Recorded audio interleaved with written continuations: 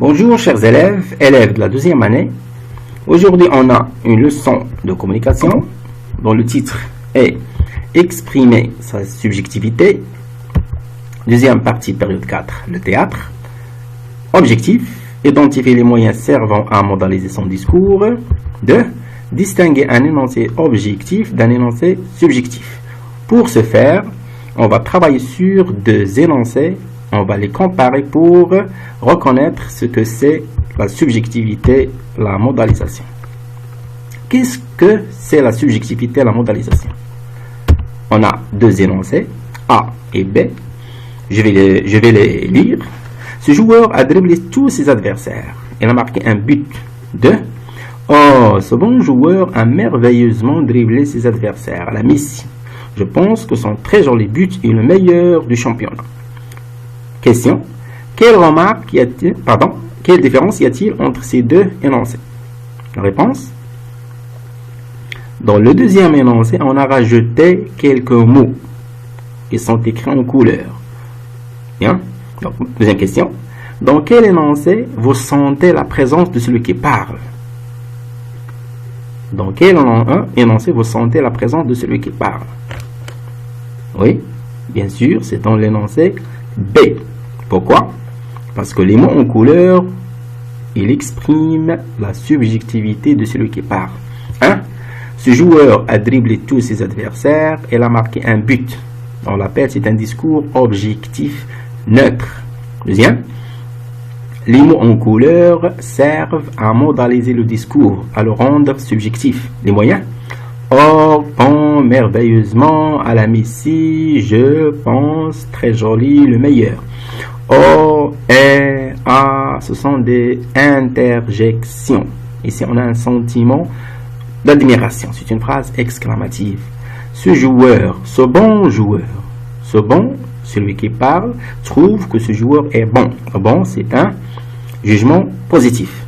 Comment il a dribblé ses adversaires? D'une manière merveilleuse, d'une manière extraordinaire, d'une manière fabuleuse.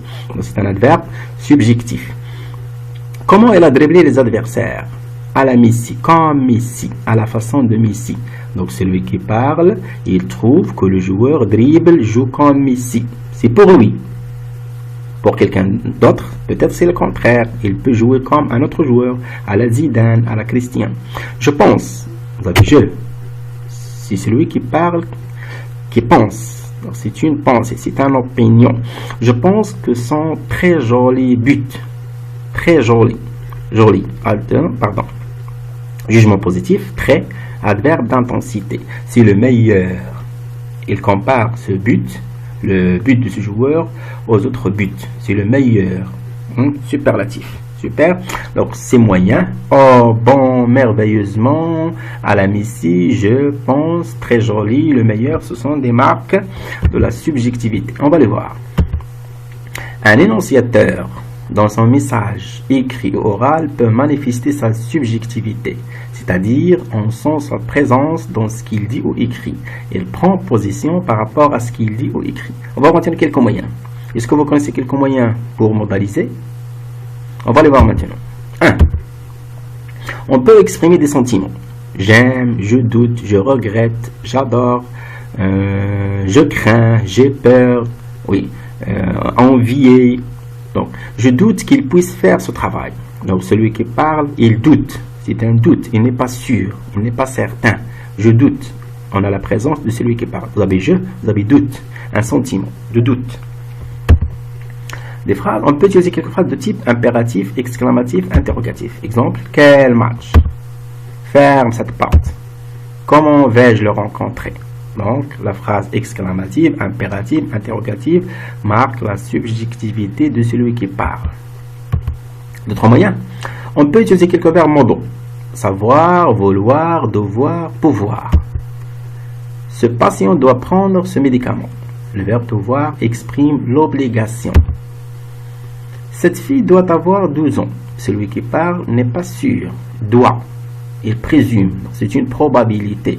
Possibilité. Peut-être elle a 12 ans. Donc, celui qui parle exprime une probabilité. Donc, on a la présence de celui qui parle. Adverbe. heureusement, malheureusement, peut-être, certainement. Exemple, il pleure, il est certainement malade. Il pleure, il est certainement. Celui qui parle, il est sûr. Vous avez l'adverbe certainement, assurément, sans doute, sans doute. Au contraire, je pense, je crois, peut-être. On peut recourir aux comparaisons, avec comme, généralement avec comme. Elle est restée muette. Elle est restée muette comme une carpe. La différence, elle est restée muette, objectif. Elle est restée muette comme une carpe. Pour dire qu'il était trop muet. Trop, il ne bougeait plus. Bien, il ne parlait plus, sans voix. Comme une carpe, rouge comme une tomate, rond comme les 3 pommes.